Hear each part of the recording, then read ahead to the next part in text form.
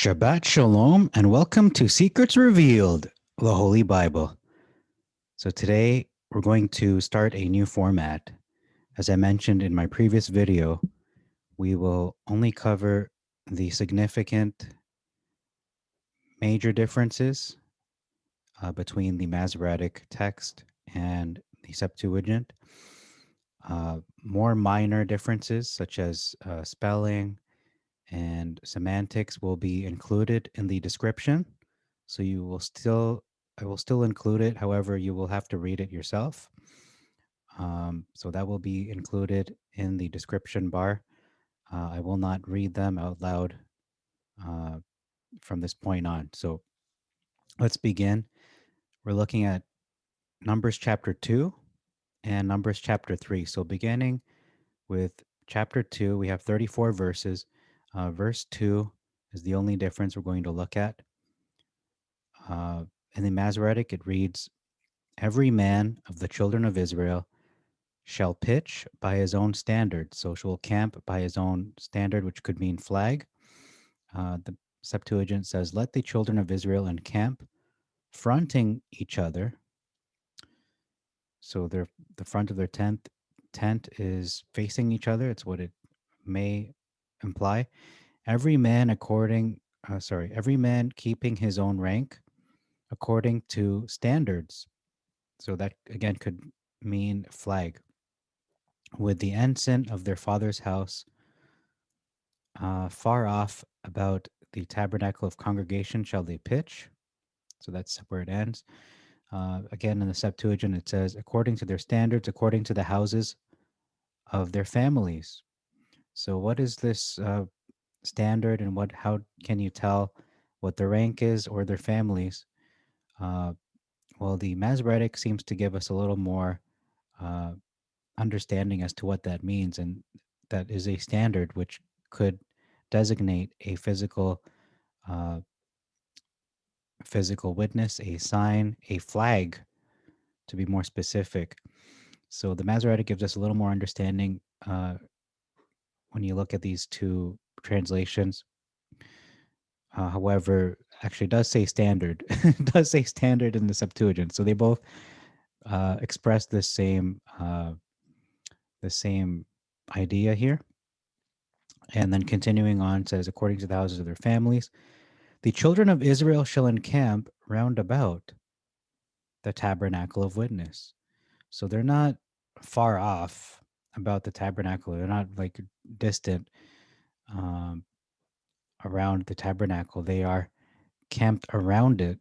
Doesn't specify how far, but they are around it instead of just far off about it. That could mean anything. It could mean, a mile away. It could mean, it doesn't tell you the distance, but it just means that it's far off, and about is very vague, whereas camping around it seems to imply that they are something of like a force field, like they're around it in a orderly manner.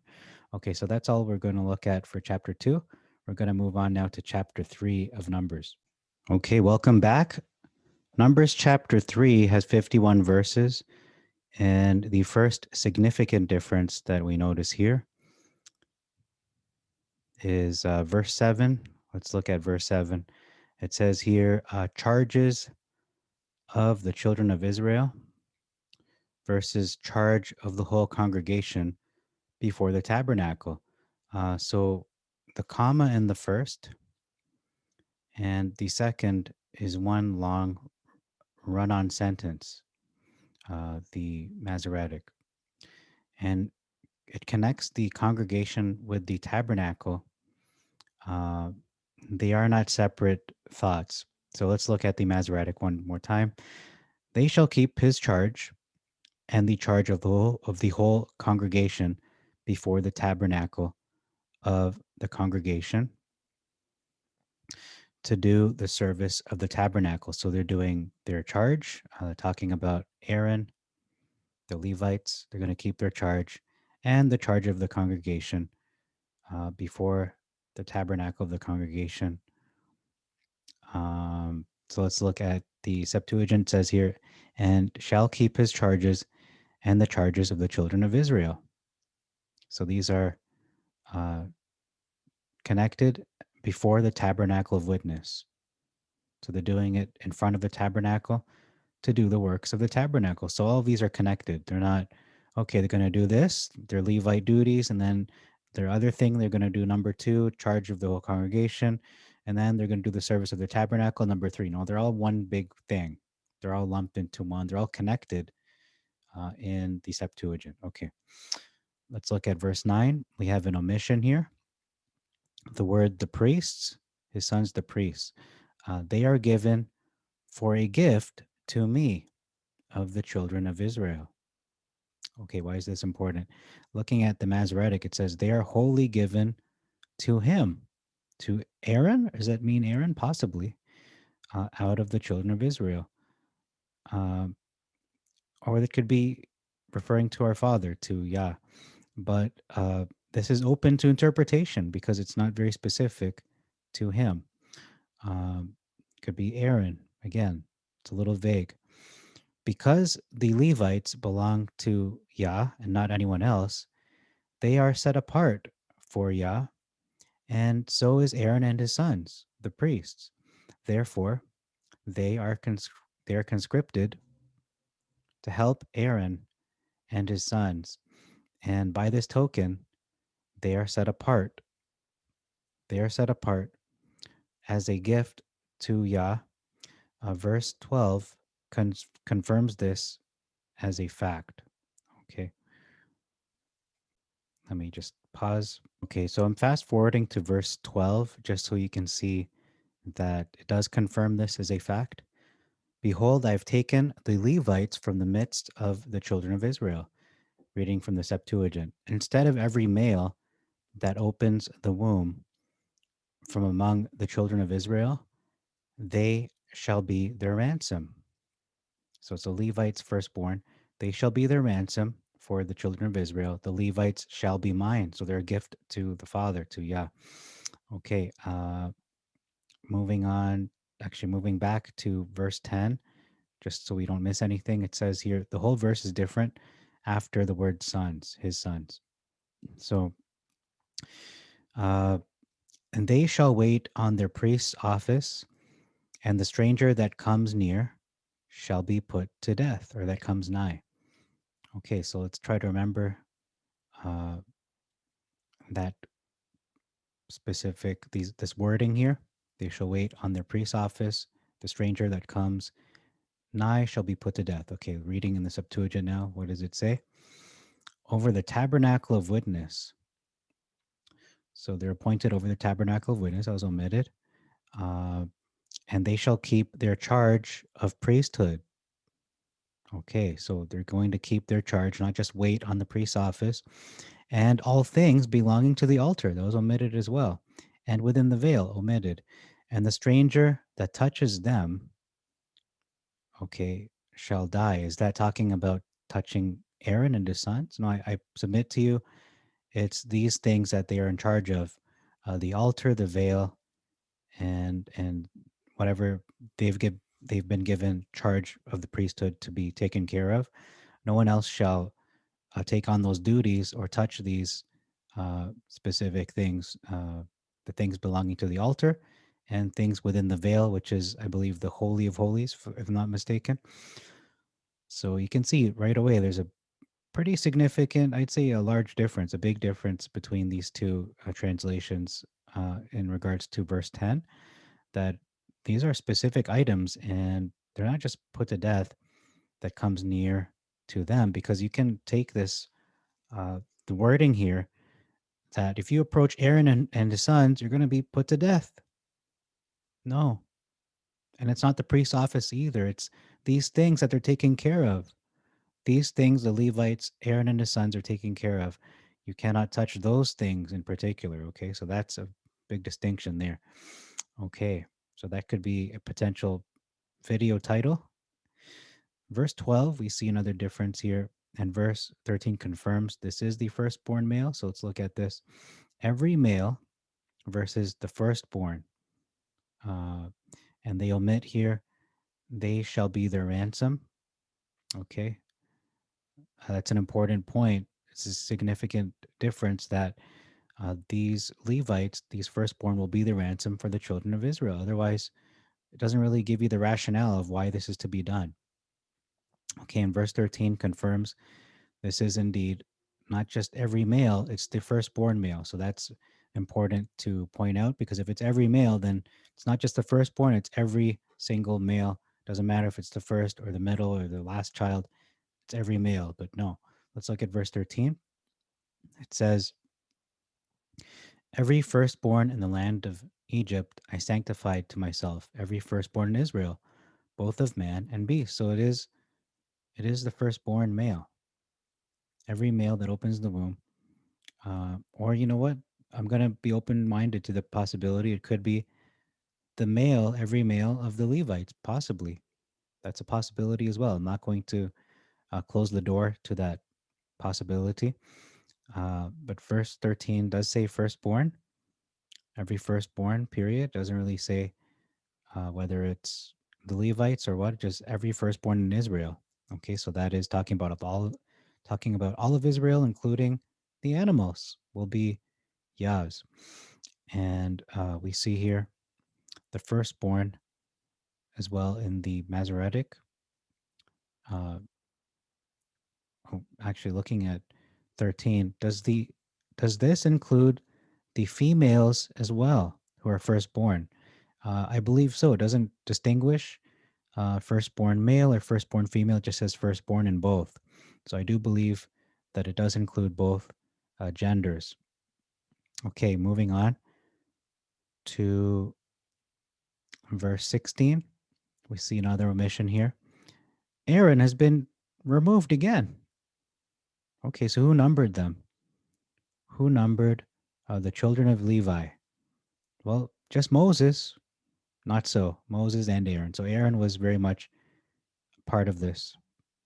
He was part of this process, and he was given responsibility to help Moses with this task of counting the Levites. Okay, skipping over these two, verse 26.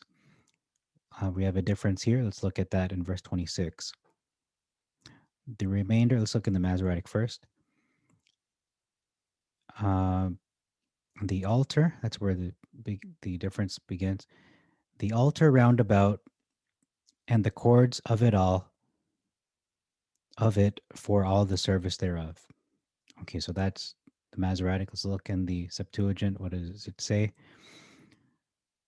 The remainder of all its works. Okay, so uh, okay, it wasn't a large difference, but if you're very technical and very specific about the items, then this is just being more efficient in its language. Okay, we're going to skip these differences. Again, I will include them in the description so you can look at those at your leisure.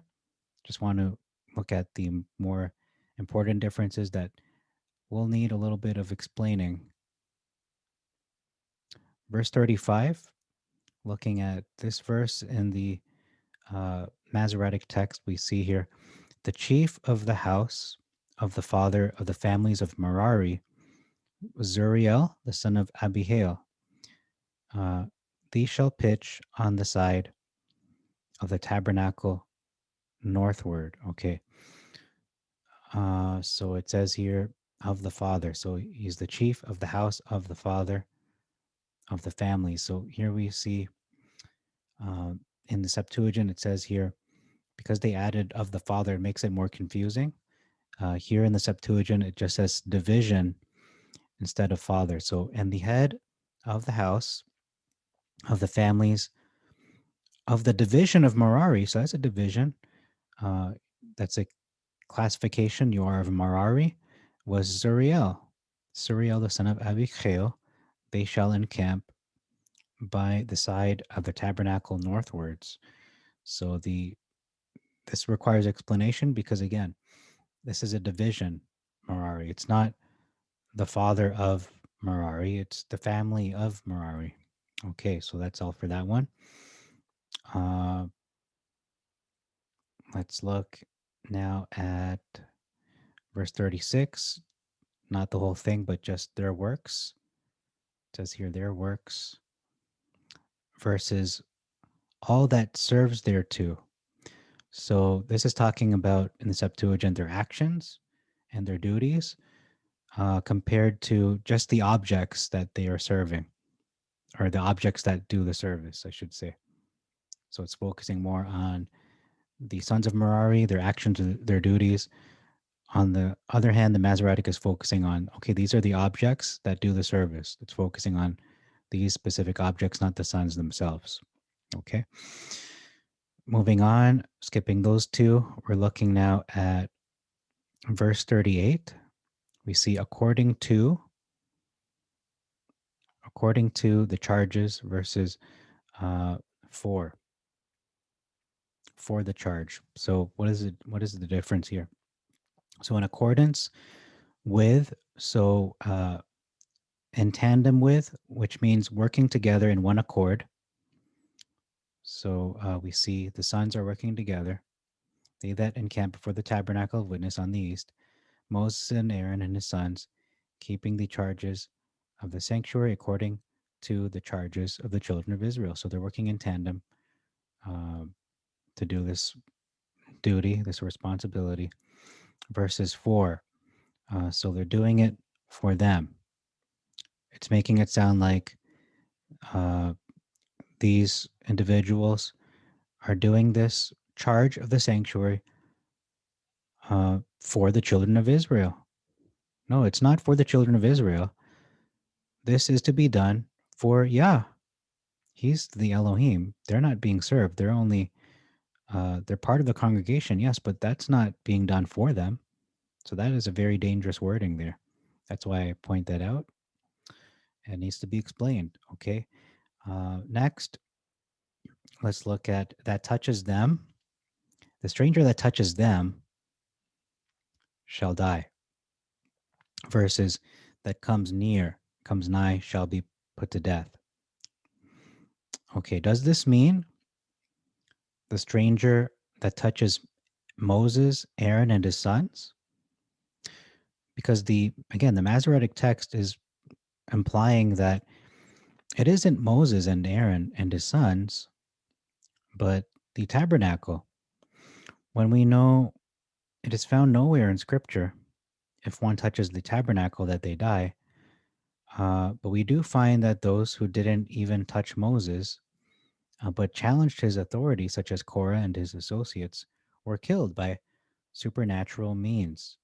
So I believe this is a reiteration of Numbers 151, that no one else is permitted to touch the tabernacle. So, I mean, it can be taken in different interpretations. So let's look at Numbers 151 before we keep going. Okay, so Numbers 151 says, and in removing the tabernacle, the Levites shall take it down, the tabernacle, and in pitching the tabernacle, they shall set it up. And let the stranger that advances to touch it, the tabernacle, die. So that's very explicit. It's talking about the tabernacle. Okay, and like I said in verse 38, the question is, okay, what are they touching that will cause them to be executed? Um, let me just review it one last time so it's very clear in our minds. Those that encamp before the tabernacle in the Masoretic, it says here, before the tabernacle of the congregation eastward, shall be Moses, Aaron, and his sons, keeping the charge of the sanctuary for the charge of the children of Israel. The stranger that comes near shall be put to death. So the stranger that comes near to the tabernacle, it's what it seems to be implying. Or maybe even Moses and Aaron and his sons, possibly. But then the Septuagint, it's more clear that they that encamp before the tabernacle of witness on the east, Moses, Aaron, his sons, keeping the charges of the sanctuary according to the charges of the children of Israel. And the stranger that touches them shall die. So I get, what this could mean, not just a tabernacle, just like Numbers 151 says, but it could also mean Moses and Aaron and his sons too, because the word touch can imply different things such as harm. Maybe it could mean harm or simply just touch, because coming near is different than touching. Laying hands on something versus coming near to. But when we look at the language here, it's saying the sanctuary and the charges. So when we know those charges to be specific items, like the furniture and things that they have to handle, specific items that are set apart only for them to be responsible for.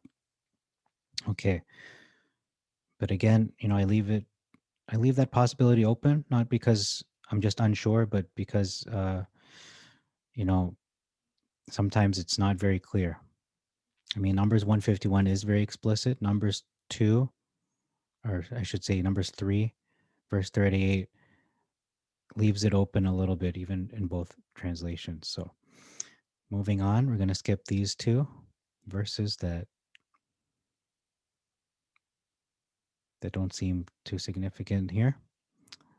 Okay, verse 45, I'm just going to look at that quickly. It says, is this a duplicate of verse 41? You shall take the Levites from me, I am Yah, instead of all the firstborn of the sons of Israel, and the cattle of the Levites, instead of the firstborn among the cattle of the children of Israel. Okay, so there's a substitution here being done. And verse 45, take the Levites instead of all the firstborn. Yeah, so it is, that's a duplicate. I'm not sure why that is, but that is a clear duplicate. Maybe that's just, maybe it's a reiteration. I'm not sure why that is that way. Okay, next we see verse 48. There's a difference, I think, in numbers. So let's look at that really quick. You shall give the money wherewith the odd number of them is to be redeemed versus the ransom of those who exceed in number against them. So we have 273 people in excess from Israel over the Levites. But if we're looking at the odd number of them to be redeemed, is it 1, 3, 5, 7, 9? I mean, technically, those are odd numbers. And I don't believe this is some random integer that we pick, but it has to make logical sense. It has to match the narrative and not be extraneous. So that's why I say it is, the Septuagint is proving to be true in this instance, that it is 273 people in excess when you do the math. Okay, verse 49, we have a major point here. And this verse, I believe, destroys the previous verse in the Masoretic that we just read, and it says it explicitly in both versions. So let's look at both. Moses took the redemption money of them that were over and above them that were redeemed by the Levites. And then the Septuagint says, and Moshe took the silver, the ransom of those that exceeded in number the redemption of the Levites. So these are extra people. And the real answer, this is the answer for verse 48. And I believe it further cements the Septuagint as the true version, the authoritative voice of the Holy Text, of the Holy Bible. And I think that's all we're going to look at today. So that's it. Thank you very much for your time. I hope this new format is more helpful to you in saving your time, just looking at the more important differences. We're going to, again, if you want to look at the minor differences, they will be in the description box. So thank you for your time. Shalom. And until next time, we'll look at Numbers chapter 4. So thank you, and may our Father bless you and make your way prosperous. You've been watching Secrets Revealed, the Holy Bible. Shalom.